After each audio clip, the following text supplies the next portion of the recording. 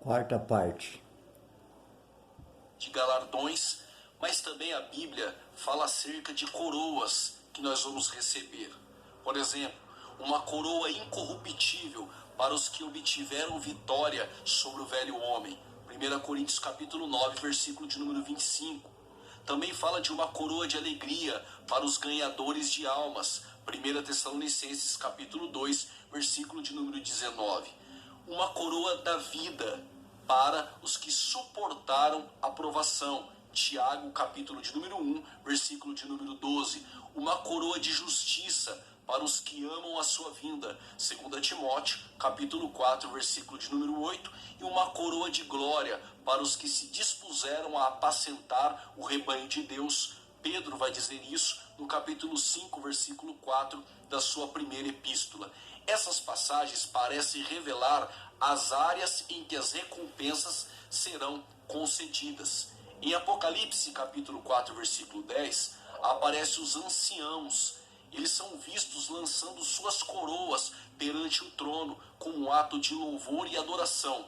Fica claro que as coroas não serão para a glória eterna de quem a recebeu, mas para a glória de quem as concedeu. A Bíblia fala de galardões e coroas. Nós não sabemos ou não podemos afirmar exatamente como será, mas de uma coisa nós temos certeza: seremos recompensados naquele grande dia. Uma outra festa que ocorrerá no céu, depois do tribunal de Cristo, são as bodas do Cordeiro. Em muitos trechos do Novo Testamento, a relação entre Cristo e a igreja sempre foi revelada pelo uso de figuras do noivo e da noiva.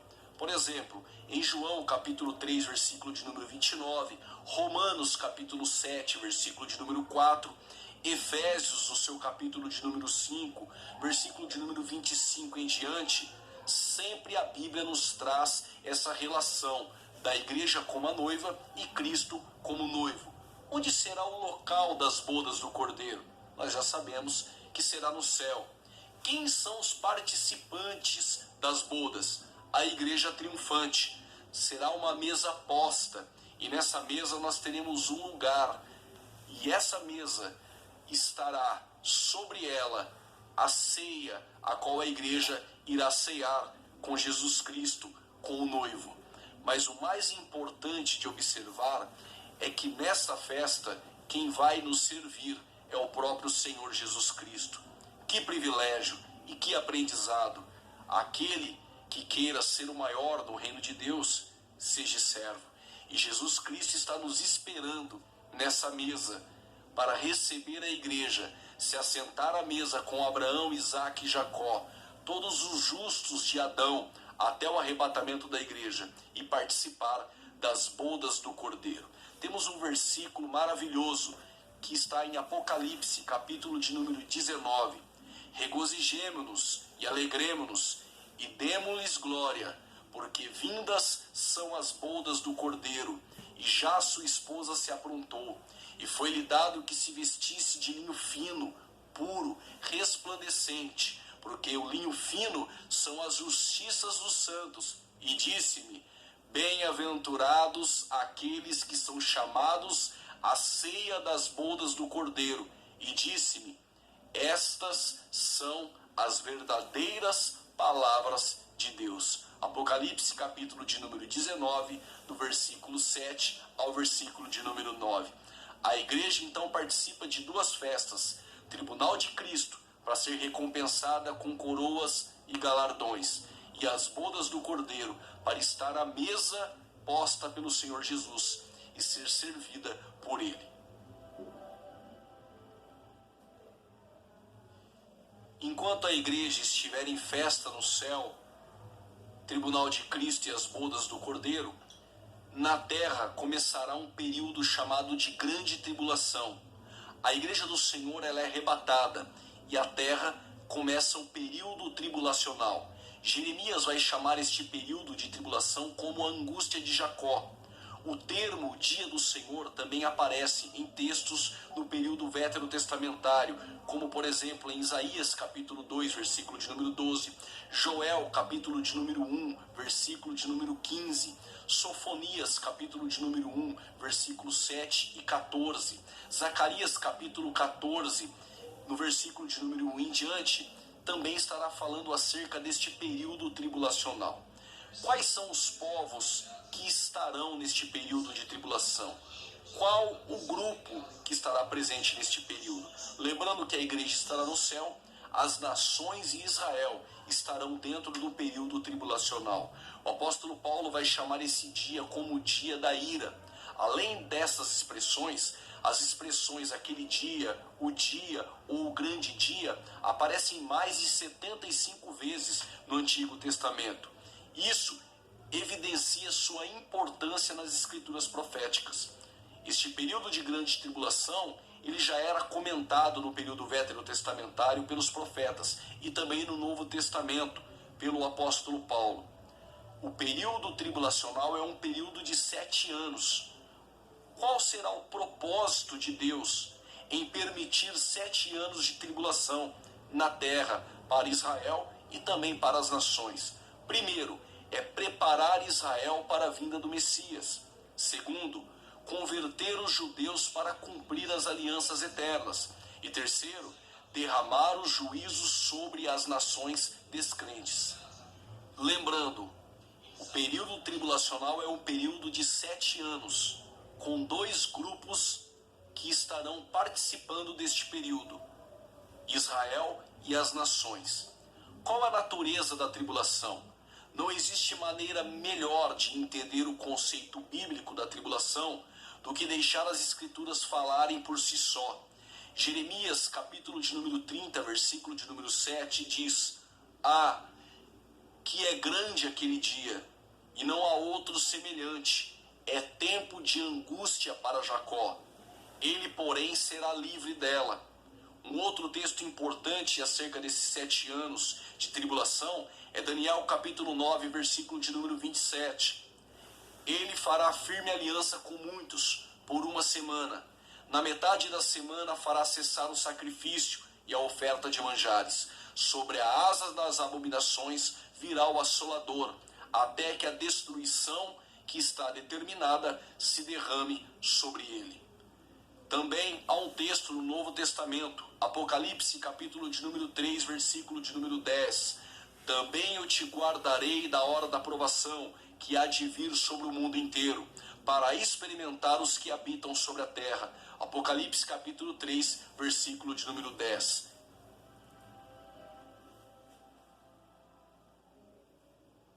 Uma pergunta bastante recorrente é: o Espírito Santo atuará no período tribulacional? Em Tessalonicenses fala acerca do detentor. Existiram algumas teorias que o detentor fosse Satanás, outros chegaram a dizer que fosse o Império Romano. Enfim, nós sabemos que o detentor é o Espírito Santo. O trabalho do Espírito Santo com os crentes na tribulação será notável. Mas devemos entender que o Espírito Santo não vai estar atuando como está agora na dispensação da graça. O Espírito Santo, ele vai atuar em alguns eventos específicos, de caráter esporádico, como acontecia no período veterotestamentário. O fato de que o Espírito Santo é o detentor, então ele vai ser retirado da terra antes do início da tribulação, porque é o Espírito Santo que vai tirar a igreja, mas ele vai estar trabalhando e atuando dentro ou também por meio de alguns homens. Uma atuação então de forma esporádica, como acontecia no período veterotestamentário. Exemplo, nos 144.000, nas 2 testemunhas e, claro, convencendo algumas pessoas dentro deste período de 7 anos a aceitar Jesus Cristo e convencê-las do pecado, da justiça e também do juízo.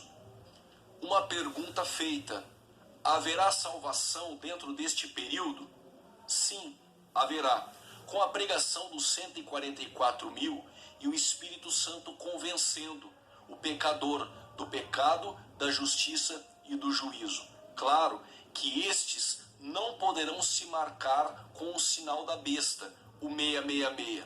Serão mortos, degolados, não poderão comprar e também não vão poder negociar.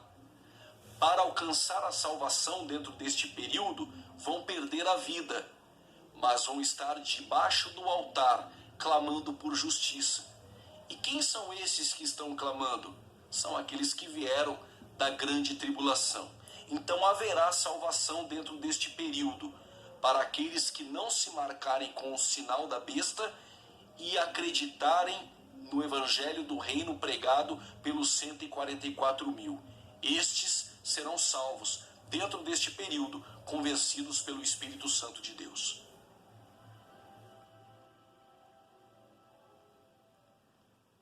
Dentro deste período tribulacional, aparecerá uma tríade satânica que imita a Deus. No livro do Apocalipse, aparece a antiga serpente, o dragão, a besta que sobe do mar e a besta que sobe da terra. Quem são esses personagens ou agentes do livro do Apocalipse do período tribulacional? A besta que sobe do mar é conhecida como Anticristo.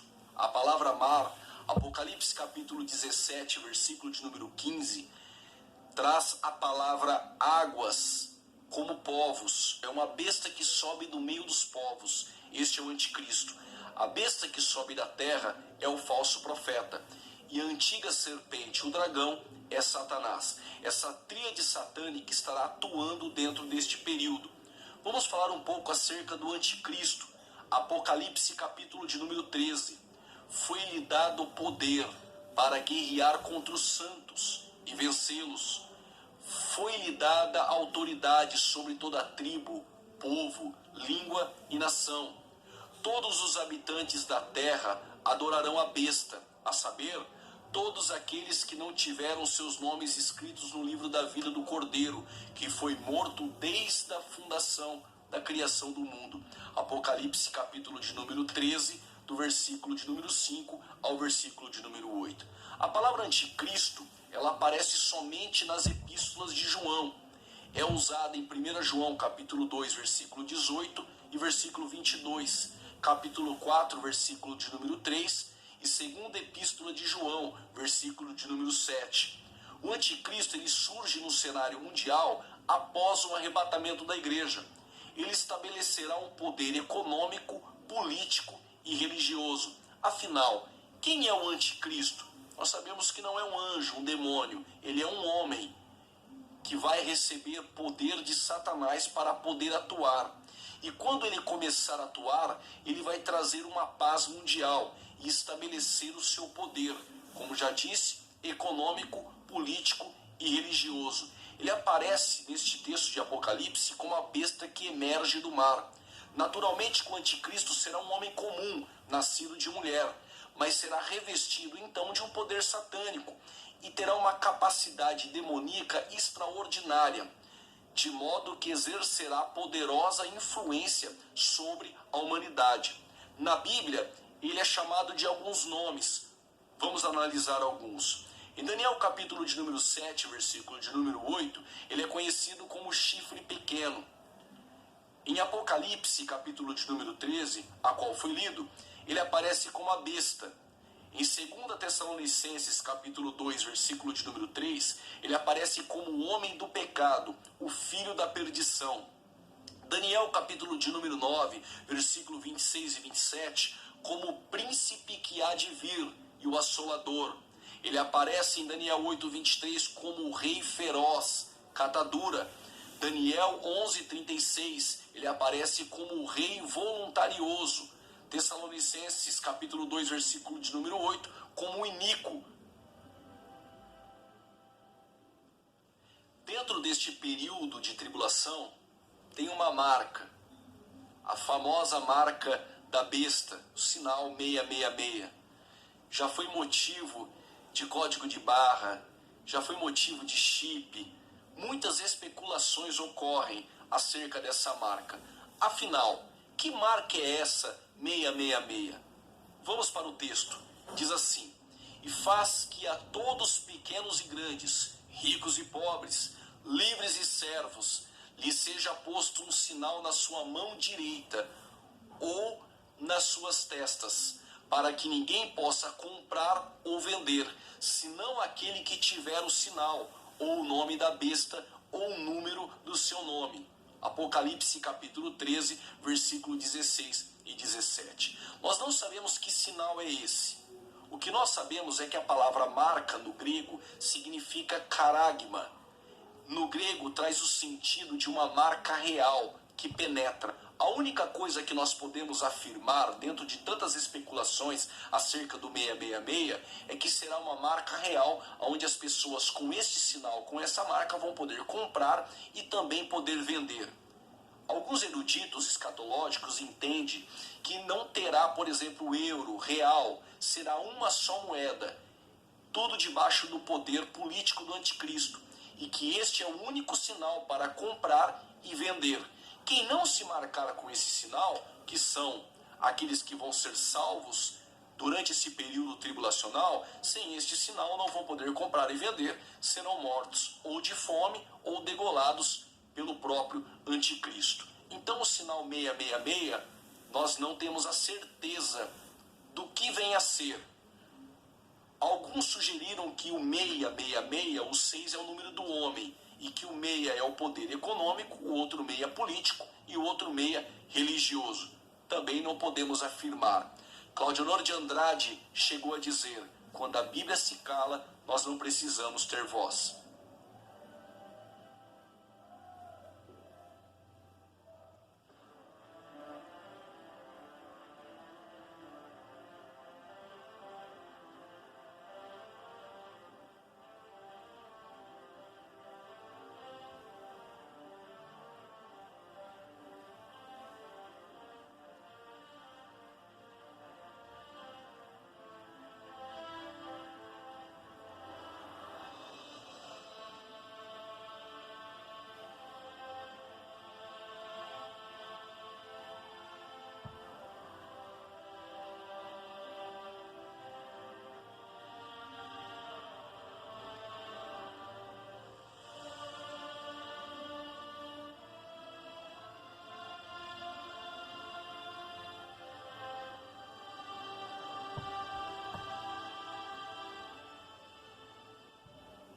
Aparece um grupo dentro do período tribulacional, os 144 mil.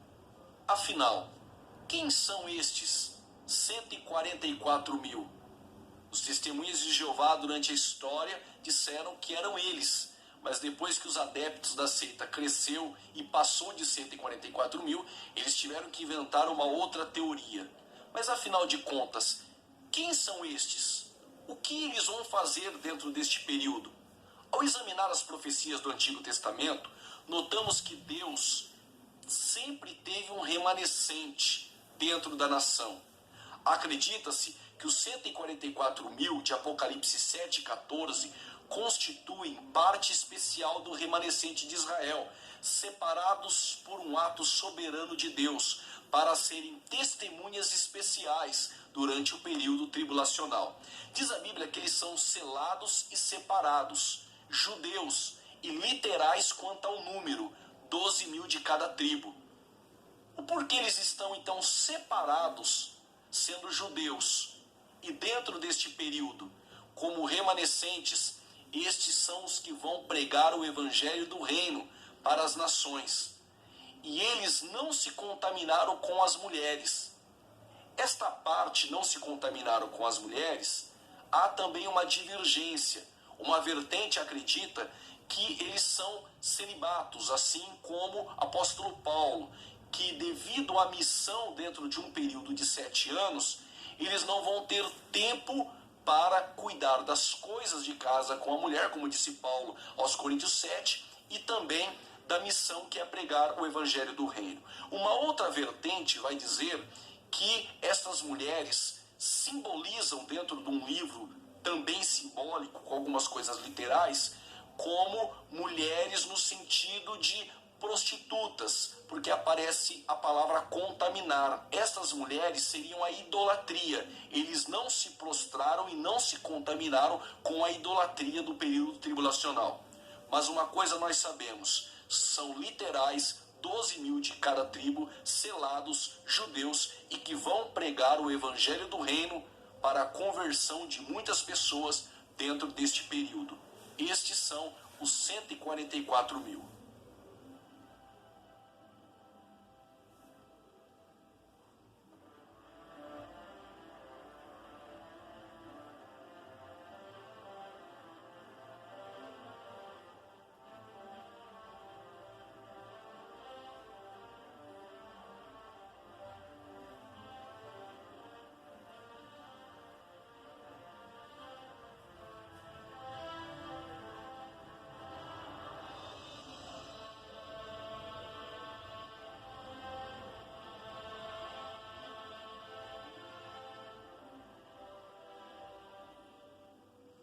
Depois dos 144.000, aparecem as duas testemunhas. Quem são essas duas testemunhas? Diz a Bíblia: e darei poder às minhas duas testemunhas, e profetizarão por 1260 dias, vestidas de saco. Estas são as duas oliveiras e os dois castiçais que estão diante do Deus da terra. E se alguém lhes causar fazer mal, fogo sairá da sua boca. Observe que é dito: as minhas testemunhas. São pessoas íntimas de Jesus. Existem duas teorias principais acerca da interpretação dessas duas testemunhas. Uns creem que isto é simbólico, uns vão dizer que representa a igreja. E a segunda interpretação é que as duas testemunhas representam todo o remanescente do período tribulacional. Afinal, quem são as duas testemunhas? Nós entendemos que são duas pessoas íntimas de Jesus que vão pregar em Jerusalém por 3 anos e meio. Será que é Moisés? Elias? Os que sugerem ser Moisés e Elias vão usar como égide o fato de fogo descer do céu, caso relacionado com Elias no período veterotestamentário, e as águas tornarem em sangue. Isso tem uma correlação com Moisés. Só que há uma contradefesa sobre isso. Qual seria? O poder que foi dado a Elias e Moisés no Antigo Testamento, este poder não é de Elias e de Moisés. Este poder é de Deus. Ele pode dar a outras pessoas e a quem ele quiser. Alguns vão dizer: Moisés morreu, ele não pode ressuscitar de novo, pregar e morrer de novo. Então alguém disse: então eu já sei, é Elias e Enoque. Afinal, somente os dois foram arrebatados e não provaram a morte. Quem defende ser Enoque e Elias usa o arrebatamento de ambos. Mas afinal de contas, quem será? Em Zacarias capítulo de número 4 aparecem as duas testemunhas como as duas oliveiras. Claro que dentro do período histórico de Zacarias, Zorobabel e Josué, sacerdote, filho de Josadaque, um tição tirado do meio do fogo, eram as duas oliveiras, com uma projeção profética as duas testemunhas. Mas nós não temos uma lanterna nessa escuridão que nos traz luz para poder dizer verdadeiramente quem são. Nós não sabemos quem são as duas testemunhas. De uma coisa nós temos certeza: vão pregar por 3 anos e meio, vão morrer. Os corpos dessas duas testemunhas vão ficar na terra e todas as nações vão se maravilhar e comemorar tal feito. E o Espírito Santo vai ressuscitar as duas testemunhas depois de 3 dias e meio que os corpos estiverem na praça. E todos ficarão chocados. As duas testemunhas, nós não podemos afirmar quem são. Tudo não passa de especulação, mas irá pregar em Jerusalém. Fogo sairá da boca dessas duas testemunhas. Serão íntimas de Jesus e terão o Espírito Santo atuando por meio delas. Isso sim, podemos afirmar que são as duas testemunhas.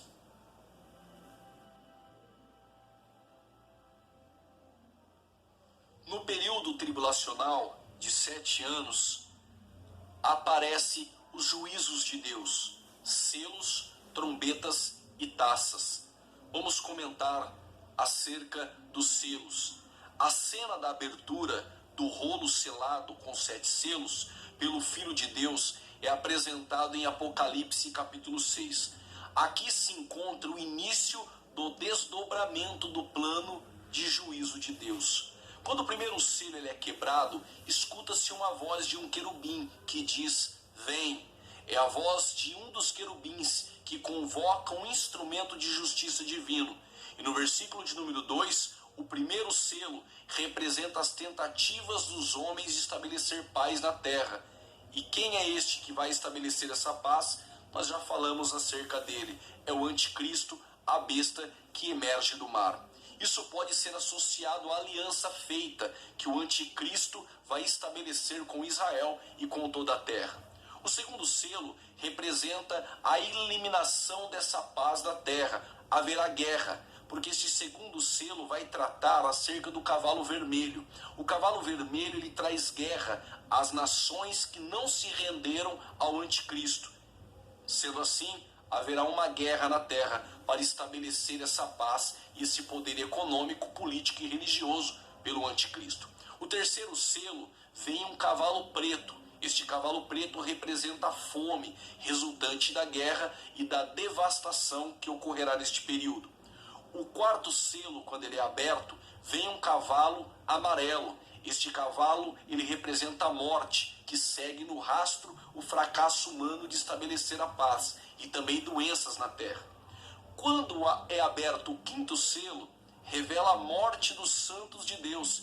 Que santos são estes? São aqueles que foram salvos dentro deste período tribulacional, por causa de sua fé, bem como o seu apelo por vingança.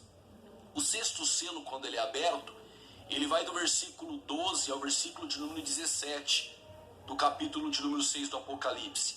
Fala das grandes convulsões que abalarão a terra.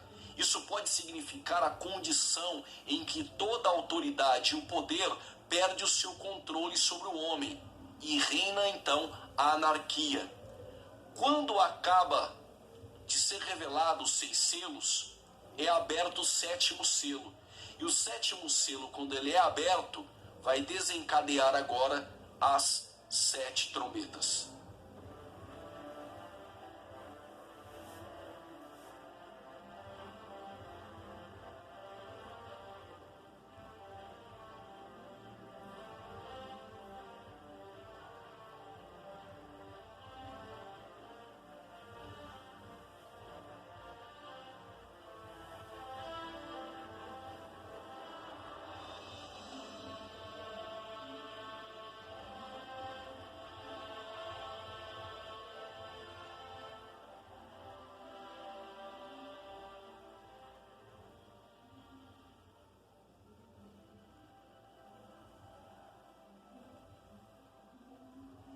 Acabando então os selos, o sétimo abre um leque para trombetas.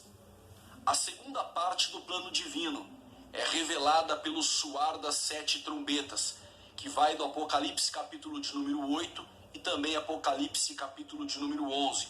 A primeira trombeta, quando ela é tocada, há uma chuva de pedras com fogo e sangue. Terça parte da terra é queimada. A segunda trombeta, quando ela é tocada, uma grande montanha de fogo é atirada no mar. A morte de uma terça parte dos animais marinhos e das embarcações são destruídas. A terceira trombeta, quando ela é tocada, há uma grande estrela de fogo que cai sobre a terra. O nome dessa estrela é Absinto. A quarta trombeta, quando é tocada, uma terça parte do sol e lua escurecem. É um abalo sísmico no sol, na lua e estrelas, e aparece uma águia voando com 3 ais, juízos de Deus. A quinta trombeta, quando ela é tocada, desce um ser do céu com uma chave na mão. Ele vai diretamente ao abismo, o Tártaro. Lembra do abismo que separava o seio de Abraão do lugar de tormento? Neste momento, esse poço ele é aberto por este ser com essa chave. E demônios saem daquele lugar com um demônio chamado Abaddon Apolion, em Apocalipse capítulo de número 9. João, ele diz que esses demônios são semelhantes a gafanhotos com picadas de escorpião. A sexta trombeta, quando ela é tocada, solta os 4 anjos que haviam sido preparados para aquela hora, e dia, e mês, e ano, a fim de matarem 1/3 dos homens que estão na terra. A sétima trombeta, quando ela é tocada, também é chamada de a última trombeta, que sinaliza o terceiro ai. Ela irá anunciar a queda de todos os reinos do mundo e também o anúncio da volta de Cristo. Próximo bloco, vamos falar também acerca das taças.